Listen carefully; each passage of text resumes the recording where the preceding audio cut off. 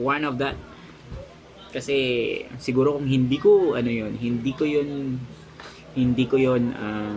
binago, bumagsak ako. Fighting spirit lang. Ang sabi ko habang binubura ko, papasa ako. Fighting spirit.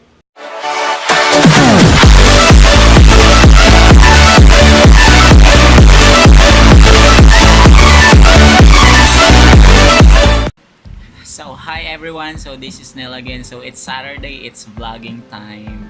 And today, what I'm going to share to you is about Testmanship. Testmanship, when we talk about Testmanship, I've searched it from Google and from Miriam. So I just found out that there is no definite definition of such word. So what I'm going to do is to define it by my own. So Testmanship for me would be, it is the way, the manner, or the way on how you deal the multiple choice exam, whether it is through technical, logical, or contextual manner as well. So before we proceed, let me clarify that all of these ideas that I will be sharing were all from my experiences, and all the samples that I will be giving and plugging in here is from the link below. You can actually download it, you can actually click it and have your own reviewer. So let's get started. So since I'm a teacher, I'll be focusing on the teacher's board exam here in the Philippines, and somehow it might help the aspiring educators to be a licensed one.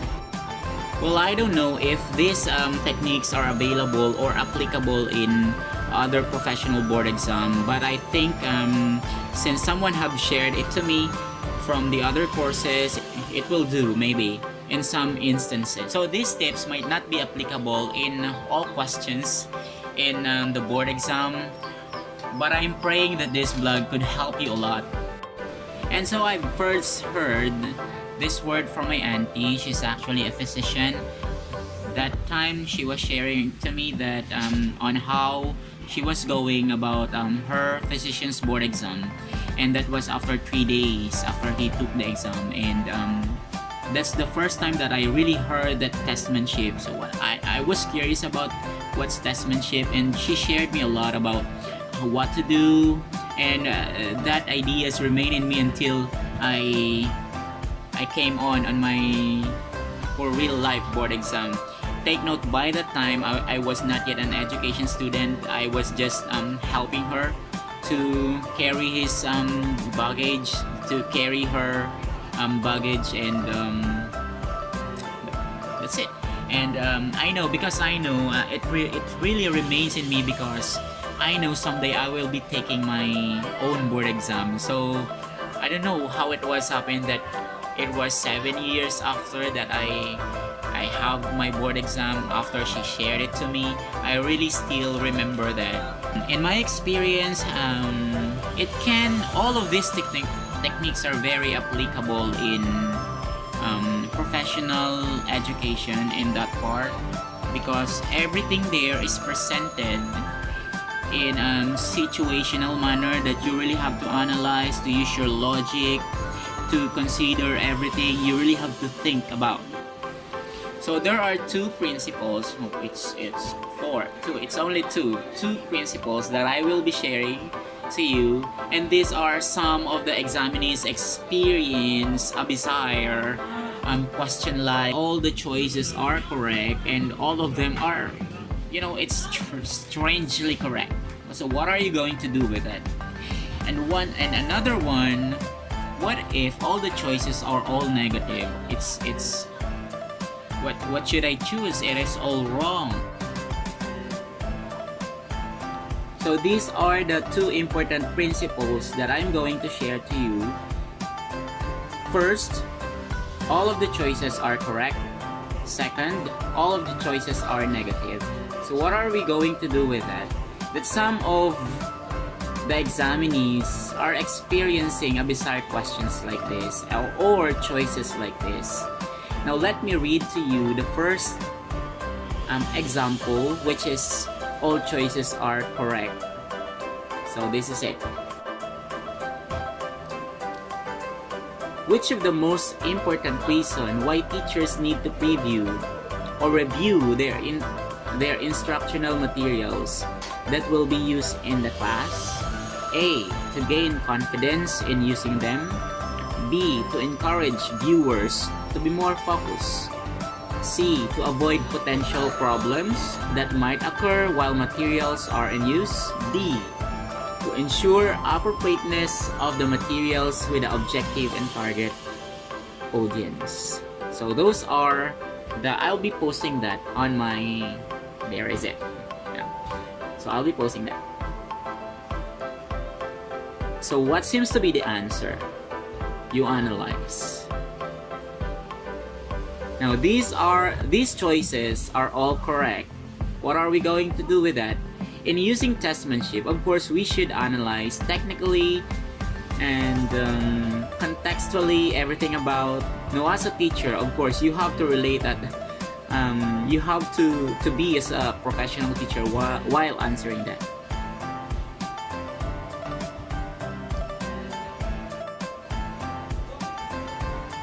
And the answer is letter D.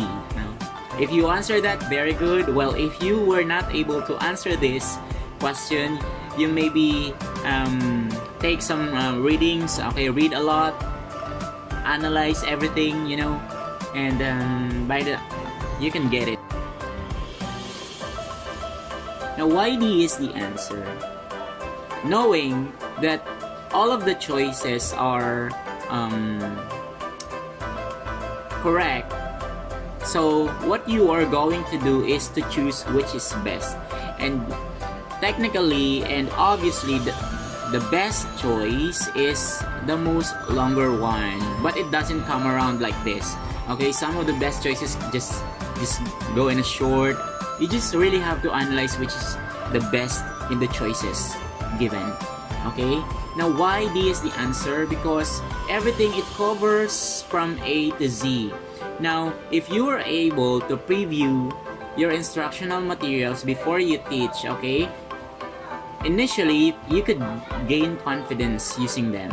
Next, you could encourage your students to be more focused on the class, and of course, why you have to review everything. Of course, to avoid potential problems that might occur during the class, and of course, in totality, to ensure appropriateness of the materials with the objectives and target audiences. Of course, when we say appropriate, everything will go smooth. Okay, your visual aids are appropriate. It is appropriate in your objectives and of course in your target audience. Now, if you are able to review everything, now there is a less error, less you can use your VA effectively. That's it. And let's proceed to principle number 2. Now, the principle number 2, what if all choices are negative?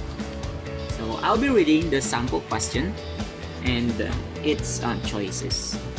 Which of the following is less evil? A teacher had to collect money from parents to defray expenses for an elaborate graduation program. So these are the choices. Take note, all the choices are all evil. Okay. Letter A. Ready? Okay. Letter A. Request which parents to start the collection and serve as a model for the poor parents. That's kind of, offensive and somehow it's very evil, Next, letter B. Teach children to find means and ways to get the amount money needed. Well, somehow it's good, but in a matter of it's very tactless, teaching these students.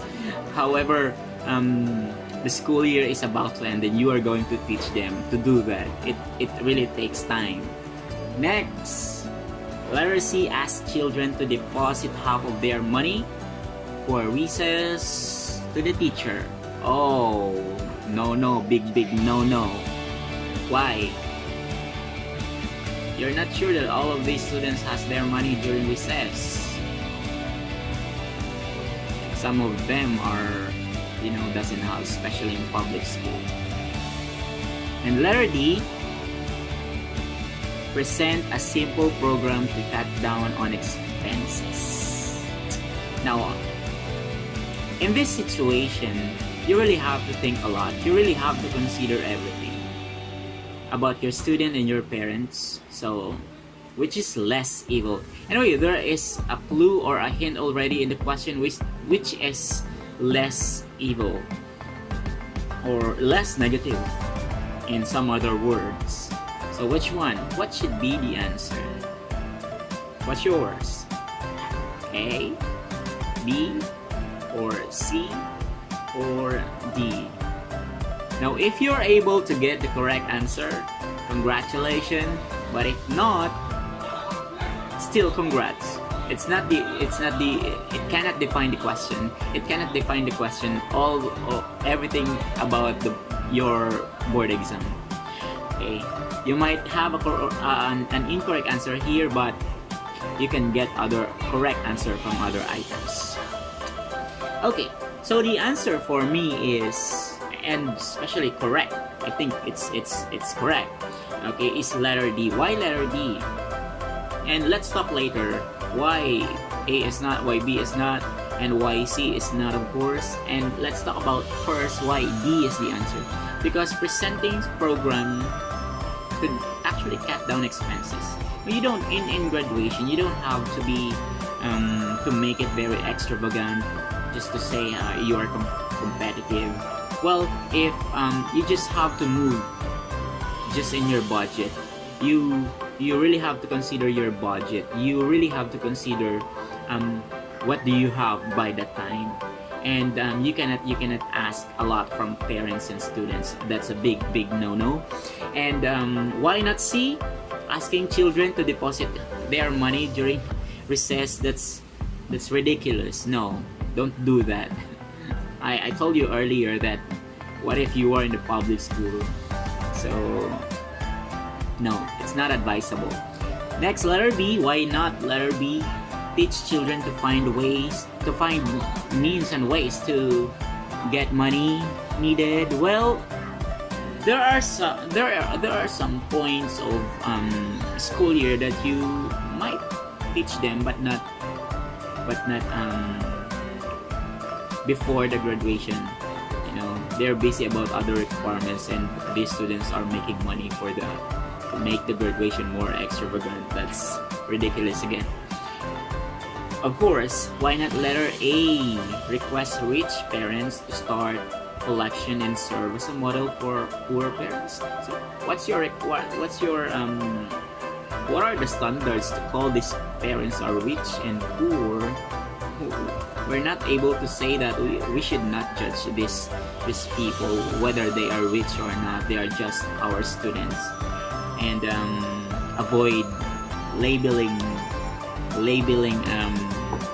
student as rich and poor. They are all equal in the class. So you really have to be sensitive about that, because that might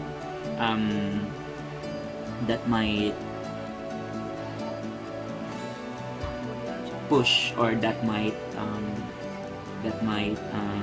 perceive as a negative from other poor parents if you would say they are poor and let the rich, there is always superior and inferiority in that situation. No, let's avoid that as a teacher, of course. Now that's it.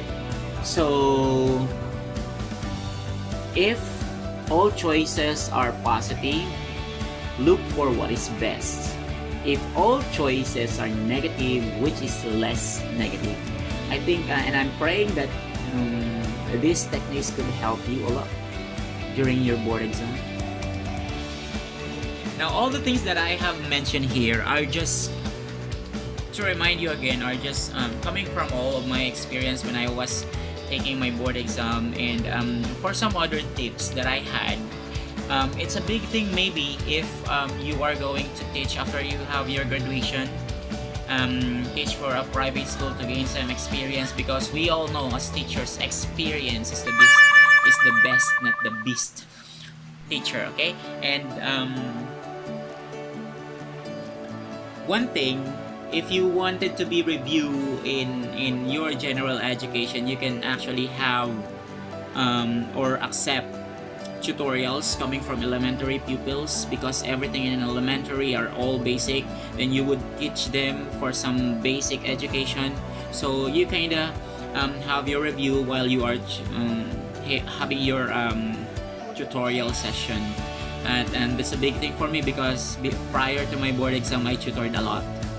Na-review ka na, kumita ka pa. Before and prior to your board exam, of course, you really have to scout where is your room, where is the place, where is your examination room. All you have to do is to pray for it, because others are very unfortunate to be settled in, to be assigned in some, very hot classroom and very limited space. So you really have to pray for that, because a good and conducive room could help you to think a lot.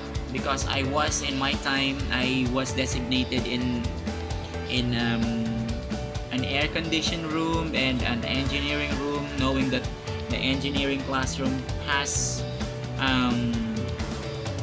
it have a wide table, so I am very comfortable sitting on my place. So you have to pray for your place before you go to your board exam, and you really have to pray a lot. And one thing, I think I advise to bring more chocolate, because at my time that year, I took a lot of chocolates. I'm not advertising chocolates here, but it's really true. Chocolates can actually help you to make your self awake and more active, because in every questions, you really have to think a lot. It could bring you a lot of stress to think what could be the best.